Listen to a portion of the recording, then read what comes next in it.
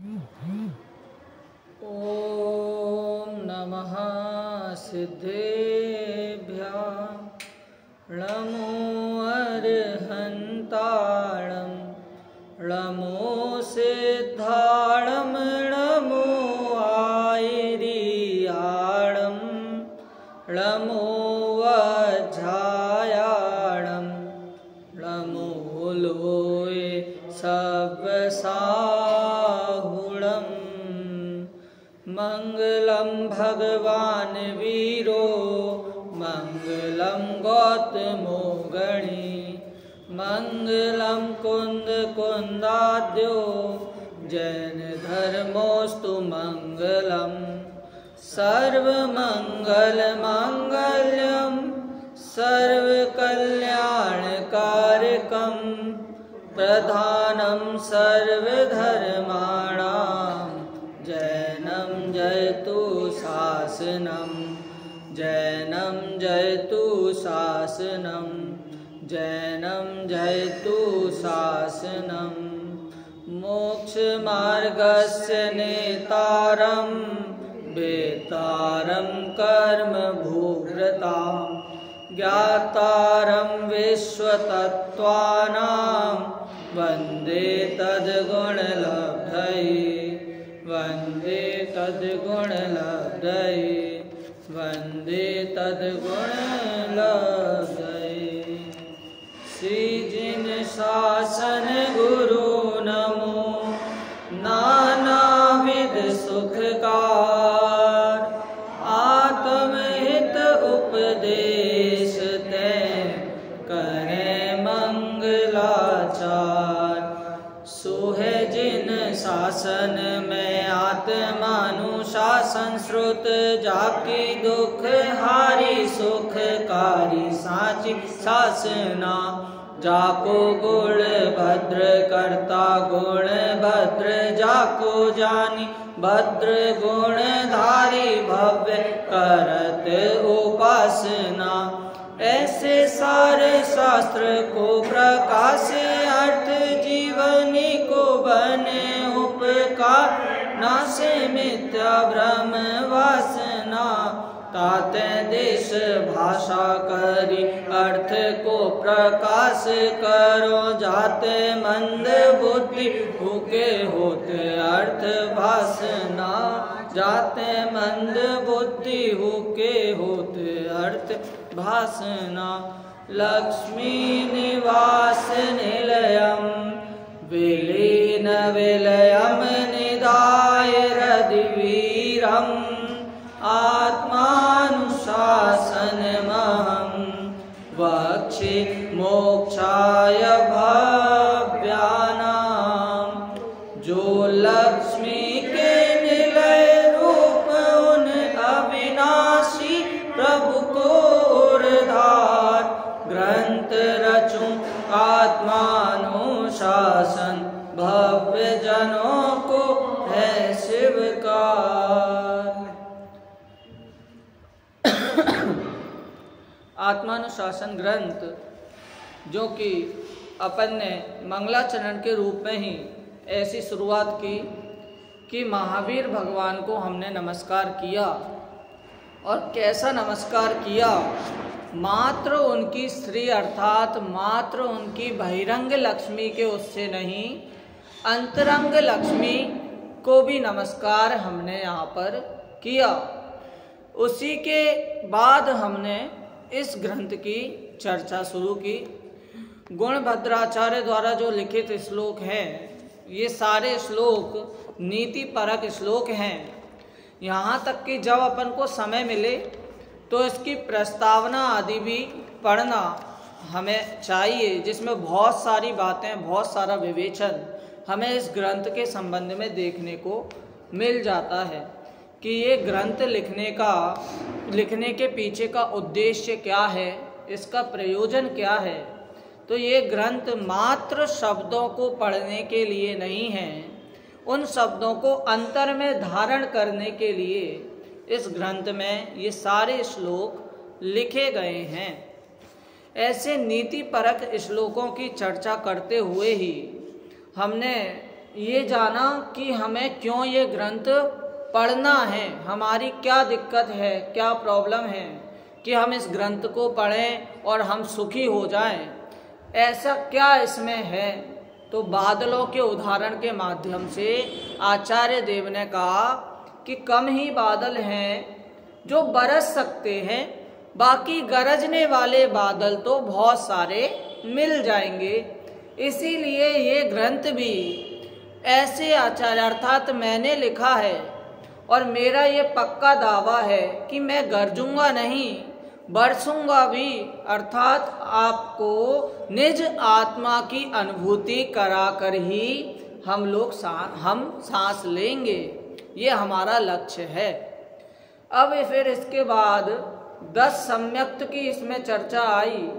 फिर अपने नर जन्म सफल कैसे हो हमारा, और इसके पहले हमने कैसे क्या दुख उठाए हैं, पुण्य और पाप के विवेचन की चर्चा भी इसमें आई कि यदि पाप का उदय हो तो जितना चाहे उतना गहरा गड्ढा खोद ले, लेकिन तो भी पानी ना मिले, और कदाचित पानी से इतनी मेहनत के बाद मिल जाए, वो भी कैसा पानी, सड़ा हुआ गंदा पानी उसको मिल जाए, तो गर्मी इतनी भयानक है, सबसे पहले तो ये गंदा पानी पीने की कोशिश भी नहीं करेगा, और प्यास इसको बहुत अधिक है, तो भी इसने क्या किया, उस गंदे पानी को पीने की चेष्टा मात्र की, तो सूर्य के प्रकाश से वो पानी भी भाप बन गया, अर्थात इसको गीला करने की भी ऐसी कोई सी गुंजाइश नहीं बची। क्यों? पाप के उदय के कारण। अब क्या आगे आगे बता रहे हैं कि अभी तो मनुष्य जन्म मिल गया है, लेकिन मनुष्य जन्म में भी कितने सारे दुख हैं, उन भोगों को भोगने की चेष्टा कर रहे हैं जिन भोग को अनादि से भोगते हुए आ रहा है, और मात्र यही अकेले उन भोगों को नहीं भोग रहा, ऐसे अनंत जीव हैं जो इन भोगों को भोग कर छोड़ कर चले गए, फिर भोग रहे हैं, फिर छोड़ रहे हैं। ये तो उस प्रकार की बात हो गई कि वमन करके उसे वापस से मुंह में ले लेना, खा लेना। तो ये बात कहाँ तक अच्छी है, कहाँ तक सभ्य है, तो इसका विचार करने की प्रेरणा भी इस ग्रंथ में दी। और अभी मनुष्य जन्म पाकर भी ये क्या कर रहा है कि सबसे पहले तो इसको तीनों अवस्था बताई कि बाल्य अवस्था, यौवन अवस्था और वृद्ध अवस्था में इसकी किस प्रकार की प्रवृत्ति रहती है। ये धर्म से दूर जाता है और जब तक पास आने की सोचता है तब तक शरीर में वो शक्ति नहीं बचती कि ये उस धर्म के बारे में कुछ विचार कर सके। परंतु यदि यौवन अवस्था या बाल्य अवस्था में ही ये धर्म में लगा है तो इसका भले वृद्ध अवस्था तक आ जाए तो भी इसका धर्म नहीं छूटता। वृद्ध अवस्था की तारीफ की, अच्छा बताया कि भाई साहब अच्छा है कि कानों की, इसलिए शायद कानों की शक्ति चली गई कि मैं किसी की निंदा नहीं सुन सकूं, इसीलिए आंखों की रोशनी चली गई कि मैं किसी का बुरा होते हुए नहीं देख सकूं और स्वयं की जीर्ण अवस्था नहीं देख सकूं। तो ये सब अच्छा होने के लिए बताया। और बाद में कहते हैं कि ये तो जगत की रीति है कि भाई अच्छी चीज को, जो नई नई चीज है उसमें अपने आप प्रीति भाव जागृत होता है, और जो पुरानी चीज है उससे अपने आप अवज्ञा का भाव जागृत होता है। आजकल सब जगह वही टीवी लगी है, आधे से ज़्यादा घरों में आजकल वो एलईडी या स्मार्ट टीवी या नॉर्मल वाली टीवी भी होगी तो अच्छी कंपनी की लगी होगी। पहले वाली वो डीडी नेशनल का एंटीना वगैरह कहीं भी अब देखने को नहीं मिलेगा। क्यों?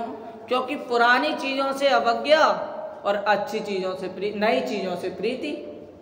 तो आचार्य देव कह रहे हैं, यदि शुद्ध परिचिदाणु बूधा सर्वस्व भी काम भोग बंद कहा, ये तो तुम्हारा पुराना हो गया। अब यहाँ से जो नई चीज बता रहे हैं, क्यों अनादि से धारण करे हुए तो तुम यही बैठे हो कि संसार में ही भोग है, संसार में ही सुख है। तो इसीलिए यहाँ पर अब ये तुम्हारे लिए नए संस्कार जो उत्पन्न हो रहे हैं उसके प्रति प्रीति भाव आना चाहिए, और जो पुराने जो अपन भाव लेके बैठे हैं उसके प्रति अवज्ञा का भाव आना चाहिए। ये तो जगत की रीति है। तो एक प्रकार से व्यंग यहाँ पर इस श्लोक में किया। और अब आगे के श्लोक में ऐसी चर्चा आएगी कि भाई साहब हमने वृद्धावस्था के बारे में बोला, इसके बारे में बोला, लेकिन जो व्यसनी जीव होगा उसको कोई हित और अहित का विवेक नहीं रहता। ये तो वही बात हो गई भैंस के आगे बीन बजाना, कि हमने कितना भी बोला उसको कुछ समझ नहीं आया। शराबी कभी माता को बहन, बहन को स्त्री, स्त्री को बहन मानता है, ये तो हमने बात चलो स्वीकार कर ली, लेकिन कभी उसने क्या किया, माता को माता बोला, बहन को बहन बोला और स्त्री को स्त्री ही बोल रहा है। तो क्या हम उस शराबी को अच्छा मान ले? क्या नहीं, अभी भी उसमें विवेक नहीं है, वो बिना विवेक की सारी बातें कर रहा है। जब विवेक होगा तब ये मदिरा को हाथ भी नहीं लगाएगा।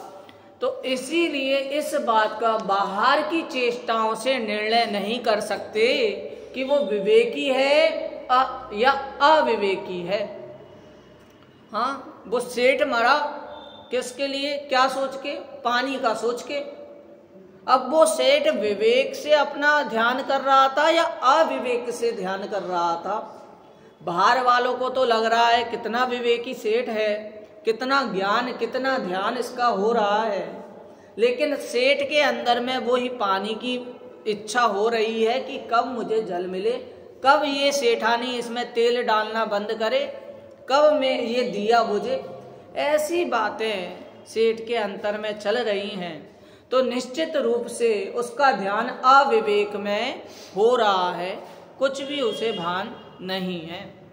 यहाँ पर व्यसनी को हिताहित का अभाव अभी इस श्लोक को कहेंगे। देखिए क्या कहा है इसके बाद, दोषों में आसक्त एवं व्यसनी होकर हित अहित की भावना ना करके तूने संसार में जन्म मरणादि अनेक दुख पाए हैं। यह बात आगामी छंद में है। अब इन दुखों का क्या कारण है, इस श्लोक के माध्यम से आचार्य देव हमें अवगत कराते हैं। अपन पढ़ते हैं, वसंत तिल का श्लोक है, जिस प्रकार भक्तामर स्तोत्र का छंद है उसी प्रकार ये है, इसको पढ़ेंगे अपन।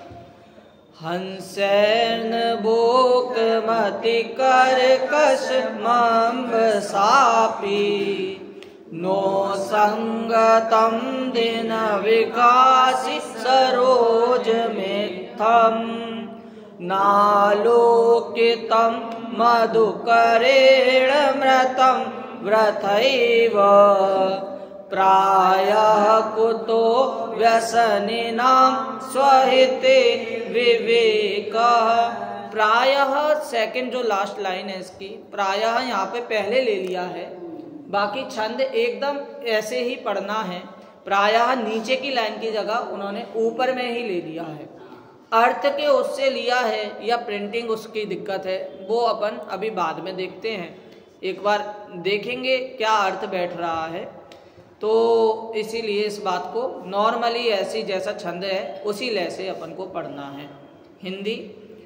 हंसों द्वारा भुक्त नहीं होता, जल से अलिप्त रहता, अतः कठोर कमल जो केवल दिवस काल में ही खिलता, यह विचार नहीं करे गंध में मुग्ध भ्रमर करते प्राणान, कहाँ हिताहित का विवेक जो व्यसनों में होते हैं भ्रान। क्यों? हंसैन भुक्त मति कर्कश अम्ब सापी। क्या कि भाई हंसों को वो कमल कैसे हैं, कठोर हैं, हाँ, अच्छे नहीं हैं।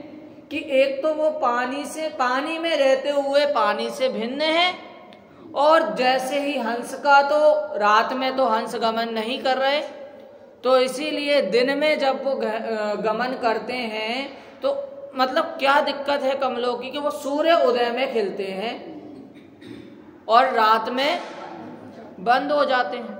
वो तो हंसों के लिए कैसी बड़ी दिक्कत है, कठोर है वो, उनके लिए भक्षण करने योग्य नहीं है। नो संगतम दिन विकासी सरोज मिथम, वही कि दिन के सूर्य के प्रकाश में, सूर्य की संगति में वो खिलते हैं, सरोज होता है जब वो खिलते हैं। आगे, नालोकितम मधुकरेण मृतम व्रथैव प्रायः, क्या कि प्रायः हमें लेकिन यही देखा जाता है कि वो मधु उसकी खुशबू के, इसकी सुवास के कारण, उसके रस के कारण भ्रमण उन कमलों में जाता है, और क्या होता है उसका, व्यसनी नाम स्वहिते विवेका, उसमें ये विवेक नहीं है कि जैसे ही सूर्य अस्त होगा कमल बंद हो जाएगा और वहीं पर ही वो मरण की प्राप्ति करता है, मृत्यु की प्राप्ति करता है। इसी प्रकार कहा कि इसी प्रकार अविवेकी होता है कि उसको पता है कि व्यसनों में दुख है, उसको सब जगह बात पता भी चल गई तो भी उन व्यसनों के प्रति आकर्षित होता है। तो ये तो अविवेकी के ही लक्षण हो सकते हैं। जैसे कि अगर अपन बोलें, ये तो व्यवहार की भाषा ही है, एक तरह से बात करें कि निमित्त के कारण वो सब चीजें कर रहा है, निमित्त के कारण, कर्मों के कारण वो ऐसी प्रवृत्ति कर रहा है। लेकिन जो बड़े पंडित जी हैं, बाल ब्रह्मचारी रविंद्र जी आत्मन, उन्होंने एक बार इसी के संबंध में कुछ कहा था कि जैसे अगर कर्म अपन को काम कराते हैं तो ऐसे तो जम्बूद्वीप की, वो जम्बू स्वामी की शादी भी होने का वो प्रसंग आया था। क्या बोल के शादी की कि भाई शादी कर लो, फिर इसके बाद भले दीक्षा ले लेना। क्या सोच के ये बात हुई थी? फंस जाएंगे, भोगों में रम जाएंगे, देखेंगे भोग तो रम जाएंगे अपने आप। तो भाई साहब क्या हुआ, वह वैराग्य की जीत हुई, शादी तो की, खुद ने दीक्षा तो ली, लेकिन ऐसी संगति का प्रभाव हुआ कि रानियों ने भी आर्य का व्रत लिए, और जो चोर, विद्युत चोर जो आया था उसने भी दीक्षा ले ली। अब पूरा परिवार दीक्षामय हो गया। क्या, माता भी दीक्षा में और पिता भी दीक्षा में। तो बताइए, ऐसी संगति जब मिली, कहते हैं ना संगति का असर, यहाँ पे संगति का असर दिख रहा है। अविवेकी को अपने आप वो चीज मिलती है जिससे अविवेक हो, और विवेकी पुरुषों को अपने आप ऐसी संगति मिलती है कि उसमें विवेक और जागृत और दृढ़ हो।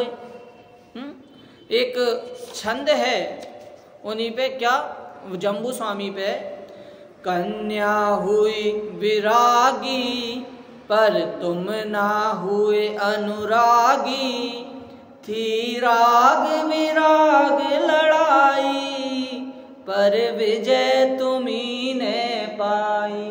क्या, अंतर में चल रहा था वैराग्य, बाहर में दिख रहा था राग, दोनों के बीच में राग लें वैराग्य लें, क्या लें, तो उसमें जीत तो तुम्हारी हुई, विरागी की हुई। वैराग्य हमेशा अपन ने समझा है, क्या समझा है कि आदिनाथ भगवान की कितनी आयु थी, 84 लाख वर्ष पूर्व, और एक पूर्व की गणना बहुत ज्यादा है, कुछ 73-75 हजार समथिंग है, मेरे को निश्चित संख्या नहीं पता। तो ऐसे 84 लाख बार करो इतनी संख्या, इतनी ज्यादा बड़ी आयु उनकी थी। पर क्या हुआ, उन्होंने बस लास्ट में एक नीलांजना की ही मृत्यु देखी, इतनी बड़ी आयु में और कभी उन्होंने मृत्यु किसी की नहीं देखी क्या? अरे भाई साहब, उस समय ऐसा ही काल था, ऐसी ही काल लब्धि थी कि वैराग्य उत्पन्न होना था। नीलांजना मात्र निमित्त बनी है। क्यों? अपन ने महावीर भगवान का देखा क्या? महावीर भगवान को वैराग्य कैसे आया?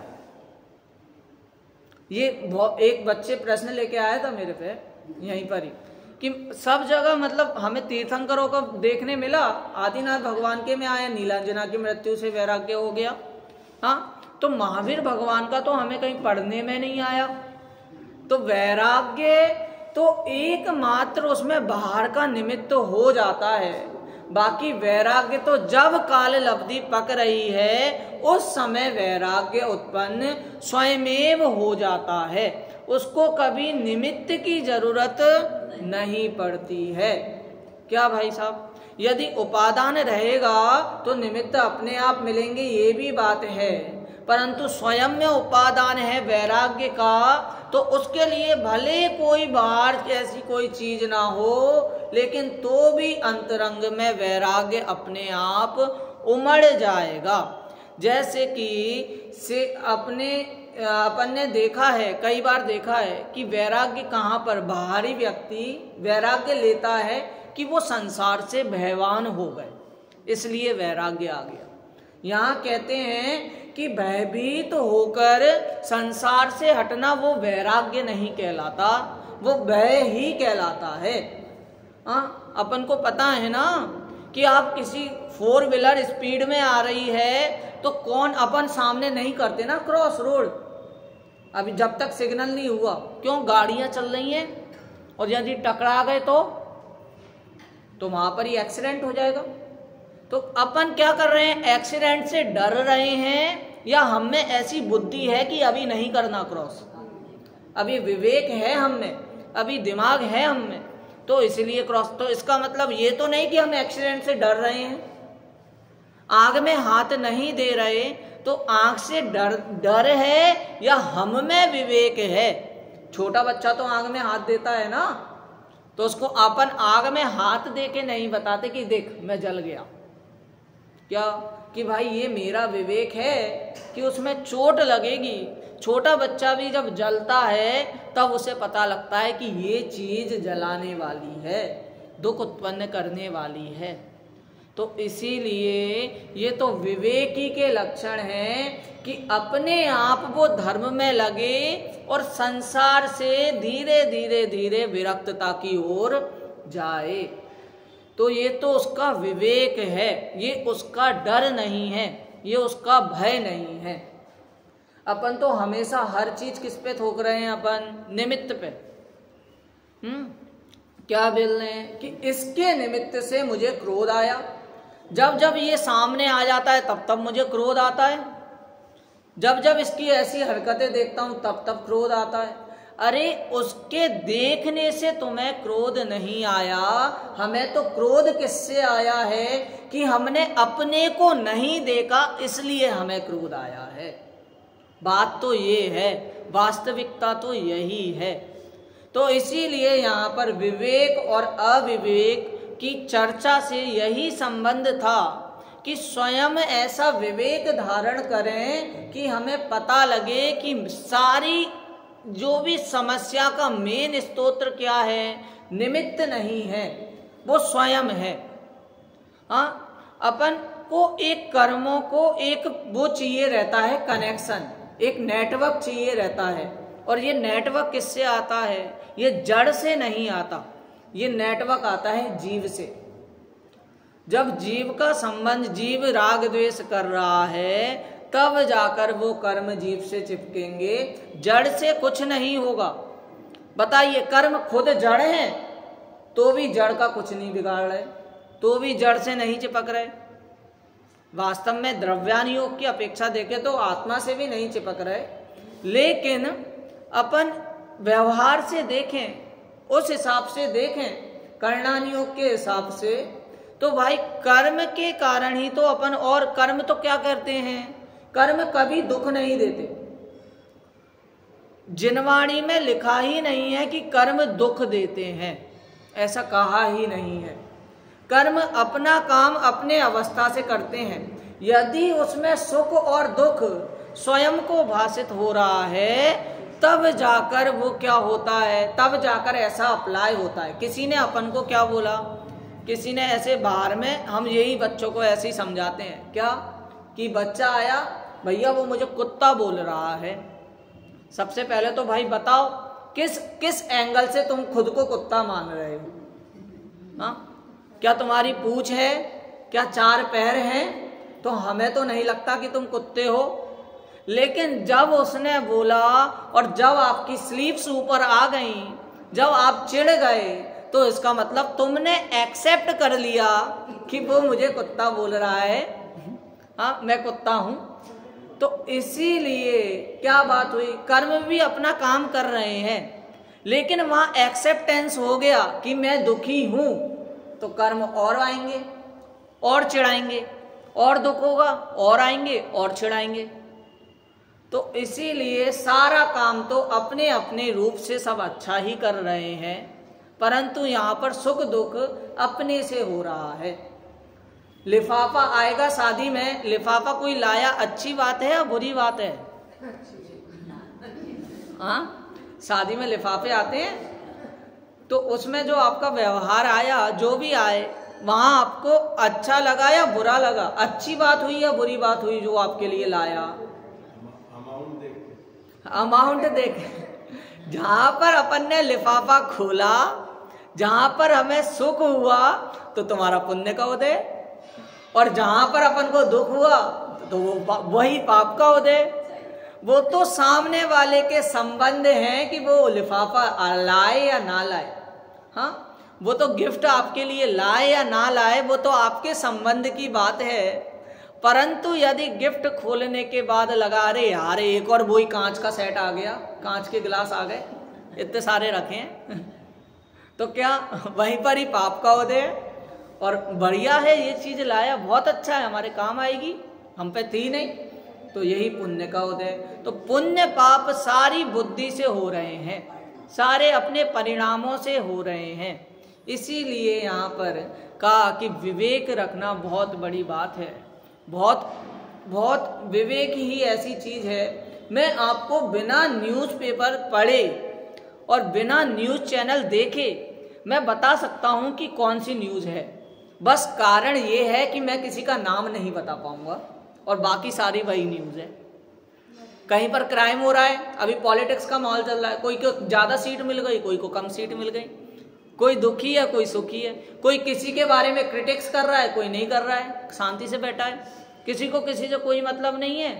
सब वही वही न्यूज़, पूरे साल भर से वही न्यूज़ चली आ रही है, बस वही न्यूज़ फेंक के मार रहे हैं, और बस नाम चेंज होता है, व्यक्ति चेंज होता है, स्थान चेंज होता है, बाकी वही न्यूज़ है।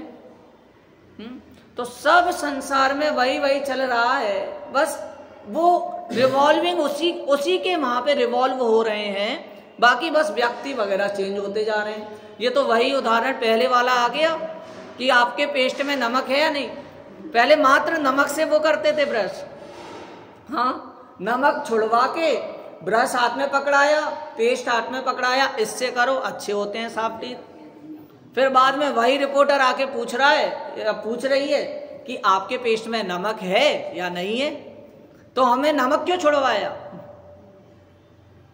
पहले राख से बर्तन धो रहे हैं, फिर बाद में आपसे क्या बोल रहे हैं कि साबुन लो, फिर बोल रहे हैं कि साबुन चारकोल वाली अच्छी है जिसमें चारकोल अच्छा हो। तो अभी हम उसके पहले चारकोल से ही तो बर्तन धो रहे थे, तो हमें क्यों चारकोल छुड़वाया? तो सारी चीजें उसी के रिवॉल्विंग में घूम रही हैं, बस उसका थोड़ा तरीका चेंज कर देते हैं। पहले वाले श्लोक की बात कि नई चीज जैसी दिखी तो हमें उसके प्रति प्रभुत्व आया, लेकिन और पुरानी चीज के प्रति क्या हुआ? सब अपनी दुर्बुद्धि, अपने क्या हुआ? अवज्ञा उसके प्रति आई, यही बात हुई।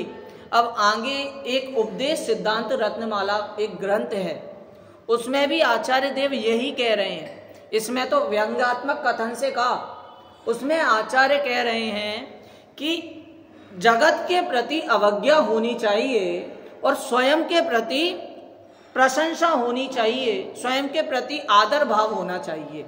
यही बात उपदेश सिद्धांत रत्नमाला में कही कहने का मतलब क्या कि जिनवाणी के विस्तार तो बहुत हैं, टीका तो बहुत सारी हैं, लेकिन हर टीका में, हर जिनवाणी में एकमात्र यही कथन आता है कि जैसे ना तैसे करके ये संसार के प्रति विरक्तता आए, ये भाव आता है।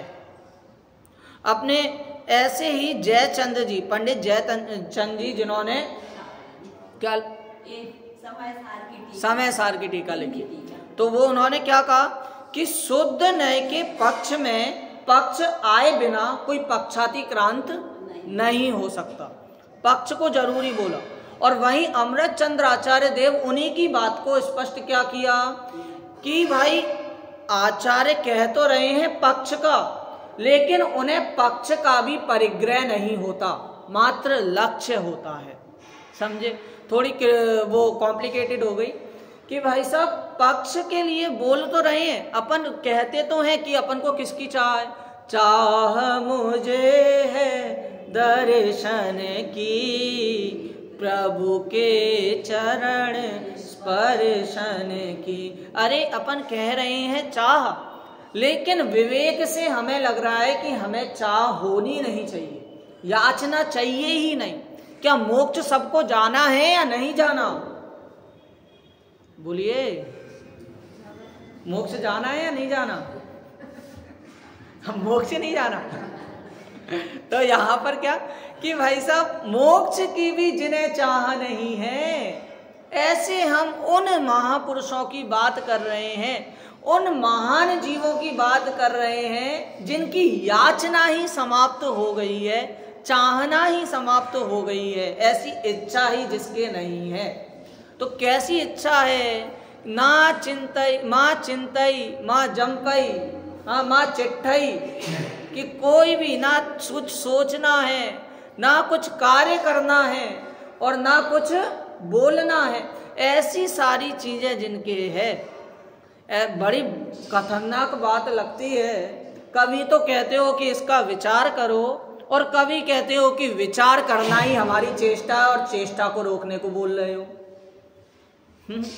बड़ा यहाँ पर इसी बात को क्लियर करने के लिए जो बड़े पंडित जी हैं, उन्होंने एक वाक्य कहा, क्या कहा कि यदि जिनागम में कोई भी कथन समझ में ना भी आए तो भी ना नहीं कहना, मतलब सुनना, समझना।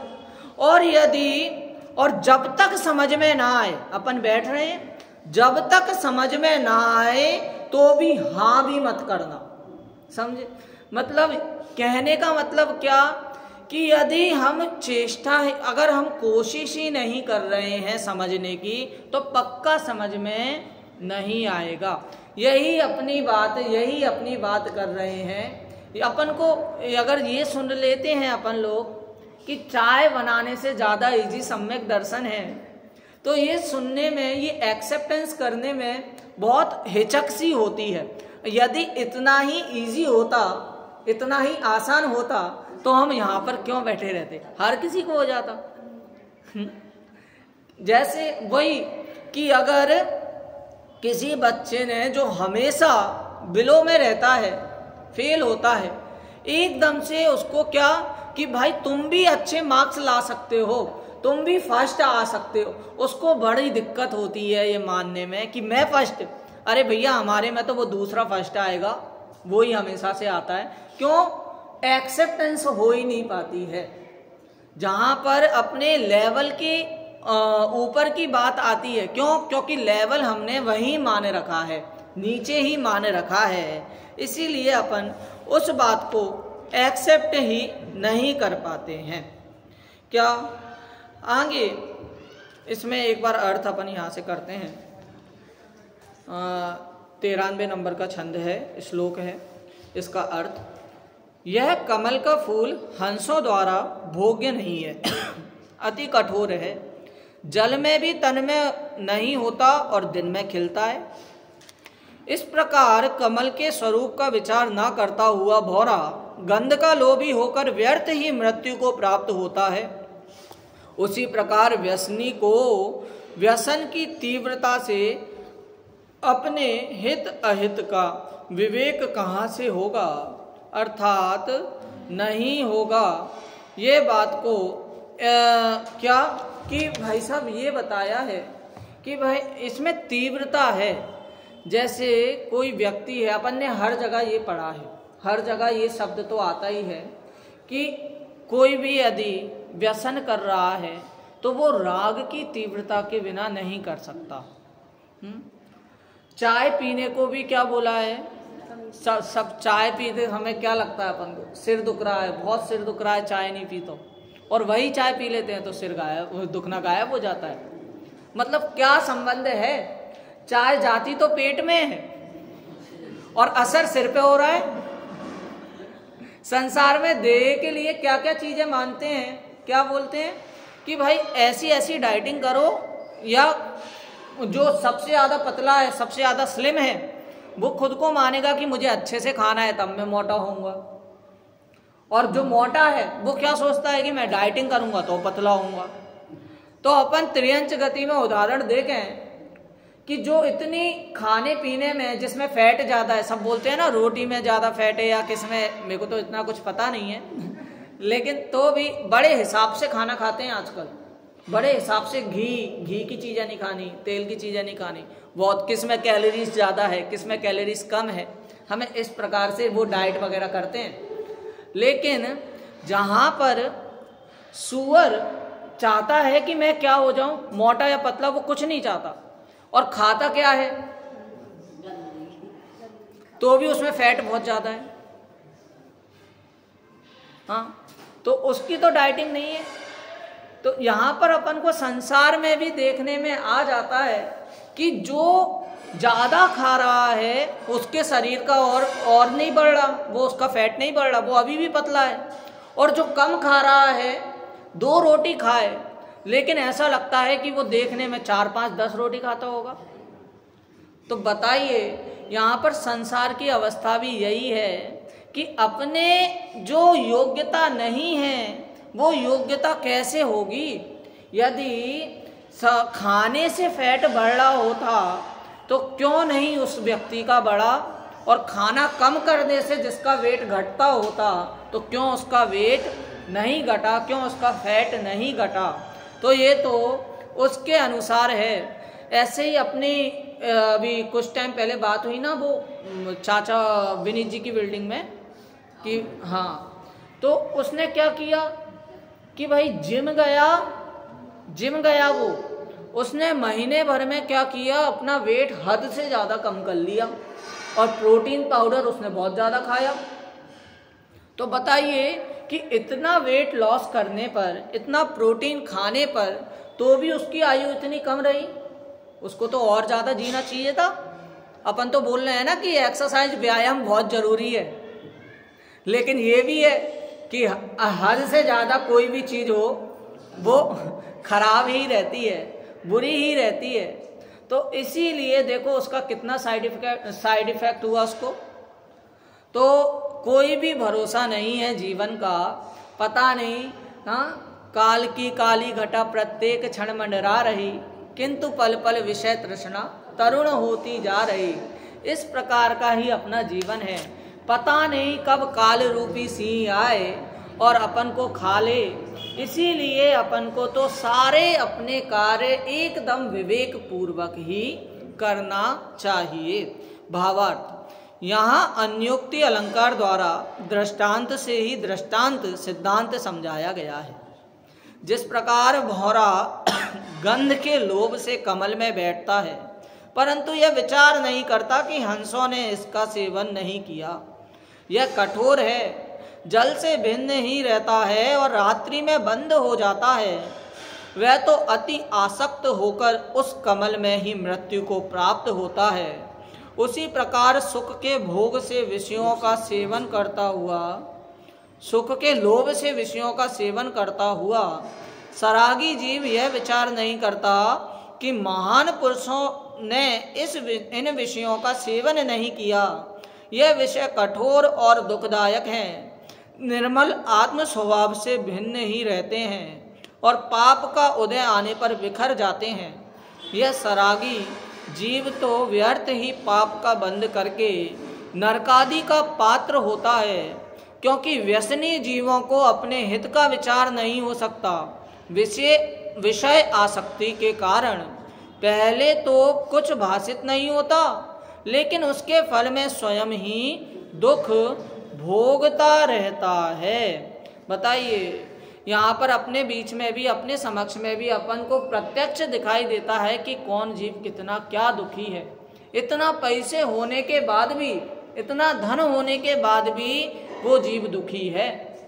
भिखारी है, वो आराम से बैठा हुआ है, और वहाँ पर सेठ है, वो भी कुछ नहीं कर रहा, सब उसके नौकर चाकर कर रहे हैं, मुनीम कर रहा है, सब उसने एम्प्लॉय लगा रखे हैं, लेकिन तो भी उसे दुख होता है सेठ को। और भिखारी एकदम आराम से बैठा हुआ है। पुण्य का उदय किसका है, भिखारी का है या सेठ का है? भिखारी, अरे सेठ बैठा है, मखमल के गद्दे पे बैठा है, उसके पैर में, मतलब अभी ठंडी का समय चल रहा है तो ऐसे उनका घर है कि हवा एंटर ना करे। हाँ, अच्छा एयर कंडीशनर लगा हुआ है, गर्म हवा अंदर है, अंदर जाते से ही बहुत अच्छा आनंद आ रहा है अपन को, चाय मिल रही है, सब कुछ जगह पे मिल रहा है। और तो अब आप बताओ कि कौन है, पुण्य का उदय किसका है, सेठ का है भिखारी का है? हाँ, भिखारी के पास कुछ नहीं है, मच्छर काट रहे हैं, सड़क पे बैठा है, रोड पे बैठा है, सब ये बोल रहे हैं कि नहीं नहीं छुट्टे नहीं है, जाओ आगे बढ़ो। अब बताओ किसका उदय है, भिखारी का? भाई साहब, भिखारी का ही पुण्य उदय है। इतना कुछ ना हो, कुछ भी नहीं होने के बाद भी वो शांति से बैठा हुआ है, और सेठ के पास सब कुछ होने के बाद भी उसे वही दुख है कि क्या मेरा प्रॉफिट हो रहा है, क्या लॉस हो रहा है, कहीं मेरे से कोई दगाबाजी ना कर दे, धोखेबाजी ना करे। ऐसे छाट छाट के एम्प्लॉय उसको लाने पड़ते हैं। तो इसीलिए यहाँ पर संसार में भी देखा है कि सब कुछ होने के बाद भी जीव दुख उसके हिस्से में आते ही रहते हैं। यहाँ पर क्या बोला था कि, हाँ एक मिनट, विषय कठोर और दुखदायक है, निर्मल आत्म स्वभाव से भिन्न ही रहते हैं, और पाप का उदय आने पर बिखर जाते हैं। बताइए, कोरोना के समय भी अपने सामने तो इतने सारे उदाहरण हैं कि अपन उदाहरण गिने तो अपन को 1 घंटे भी कम पड़े। ऐसे ऐसे उदाहरण अपने समक्ष प्रत्यक्ष देखे हुए बोल रहा हूं। तो इसीलिए जिसमें विवेक है वो तो समझेगा कि मेरे इसके बाद भी कोई भव है, इसके बाद भी मेरा कुछ ना कुछ हाल होने वाला है, इसका फल है, लगेगा। और आजकल तो अपन संसार की स्थिति में देखें तो संसार तो बोलता है कि जहां पर कर्म किए गलत वहीं पर तुरंत उसका फल मिलता है, लेकिन अपने में क्या है कि भाई साहब यदि अभी ना मिले तो आगे मिलेंगे जरूर। हाँ, सीता का क्या कहना था, हाँ, विगत भव में जो बांधे कर्म वही फल देते इस भव में, किया होगा कोई अपराध भयंकर मैंने गत भव में। बताइए, जब जागो तब सवेरा, जेग वाली कहावत है ना। तो उसी प्रकार यहाँ पर भी जब शरण धर्म की ग्रहण की तब जाकर ही हित है। जरूरी नहीं है कि पास्ट में जो कर्म किए हैं उसको माथा पकड़ कर रोने के लिए प्राग भाव प्रध्वंसा भाव को भी अपनाना है। ऐसे गूढ़ सिद्धांत जैन धर्म में दिए गए हैं, जैन सिद्धांत में दिए गए हैं कि जिनको समझ लिया तो अपने आप मोटिवेट हो गए। अलग से मोटिवेशन के लिए आपको फीस नहीं देनी पड़ेगी। एक वो है मोटिवेटर हर्षवर्धन जैन है, तो वो अभी भी स्मारक में कभी ना कभी प्रवचन सुनने कभी कभी आता है। तो वो हमसे उसने यही बोला कि जितने भी सिद्धांत यदि मैं बोल रहा हूँ स्टेज पर तो वो सारे जैन धर्म के ही बोल रहा हूँ, और देखी जाए तो मैं जितने भी आधे से ज़्यादा बोलता हूँ तो वो तो नॉर्मल है, वो तो यहाँ पे कचड़ा है, वो तो संसार में लगे रहने वाले मैं बोल रहा हूँ। बाकी जो मूल सिद्धांत हैं वो सुनने के लिए मुझे खुद को अलग से आना पड़ता है यहाँ। तो जो भी मोटिवेशन अपन संसार में देख रहे हैं, उससे ज़्यादा मोटिवेशन तो अपने जैन धर्म में है, उससे ज़्यादा विवेक की बात तो अपने जिन शासन में है। इसीलिए इसका अध्ययन बहुत जरूरी है। और आगे के श्लोक में क्या बात कहेंगे, कहाँ गया, हाँ, बुद्धिमानों का प्रमादी होना शोचनीय, इसके संबंध में कल अपनी बात होगी। एक और बार अपन इस श्लोक का पाठ करते हुए और छंद का पाठ करते हुए आज की वाणी को विराम देते हैं। हंसर्द भोक्त मति कर कश मम्ब सापी, नो संगतम दिन विकासी सरोज मित्थम, नालोकितम मधुकरेण मृतम व्रथैव, प्रायः कुतो व्यसनिना स्वहिते विवेकः। हंसों द्वारा मुक्त नहीं होता, जल से अलिप्त रहता, अतः कठोर कमल जो केवल दिवस काल में ही खिलता,